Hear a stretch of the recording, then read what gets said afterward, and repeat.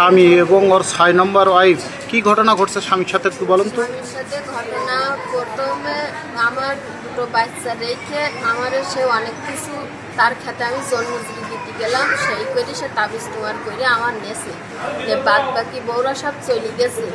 দিতে আমার আগেরটার আনার জন্যই ঘরে দরজাতে তদবির জ্বালাচ্ছে, আমি তাই দরজা খুলেছি বিদায় আমার এই মাস শুরু করেছে বড় বাঁশ দিয়ে মেরেছে।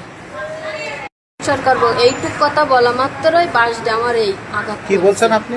আমি বলেছি যে তুমি কোরআন শরীফ ছুঁয়ে বলো, আমার জেনে ভর করেছে আমি কোনো বোর তদবির করতে নেই, যে বলতে আমি কোনো বোর কৈবেদ দেখেইনি, আমি বোর কোনো খাজনা দেখেইনি। থানা পুলিশ আমার কথাই চলে। কে নাম কি তার? নাম আব্দুর রব, শীতলপুর বাড়ি, 3 নম্বর ওয়ার্ডের। আমার কয় যে আমার কথাই থানা পুলিশ চলে, তুই আমার কিছু করতে পারলি করবে যা, তোর কিছু ক্ষমতা থাকলি তুই করবে যা।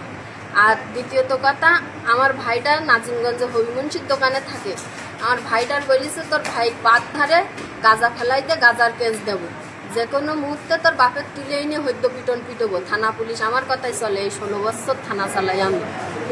আমার নাম হলো খাদিজা খাতুন, আমার বাপের নাম কেরামত আলী খা, আমার গ্রামের নাম শীতলপুর, আমার স্বামীর নাম আব্দুর রব।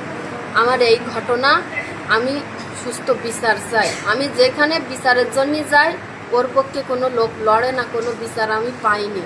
তা আমি সবার কাছে আমার এই মারির বিচারটা আমি চাই, আমি আর সংসার করবো না ওর। আপনি কত নম্বর স্ত্রী? আমি ওর 6 নম্বর স্ত্রী।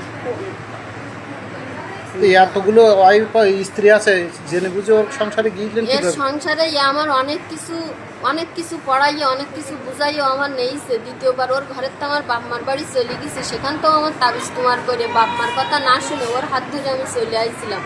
চলে আসার পরে আমার অবস্থা এই, আমি এর বিচার চাই। আপনার কয়টা সন্তান? আমার 2টো ছেলে, একটা ছেলে একটা মেয়ে। আব্দুর রবের ঘরে কোনো সন্তান আছে? না। আপনি কি চাচ্ছেন? আমি এই মারির বিচার চাচ্ছি, আমি কোনো সংসার করতে আর চাচ্ছি না, আমি হতে মুক্তি চাই। আমার মতো যেন আর কোনো নারীর এইভাবে নির্যাতন না করে সেই বিচারটা আমি চাই।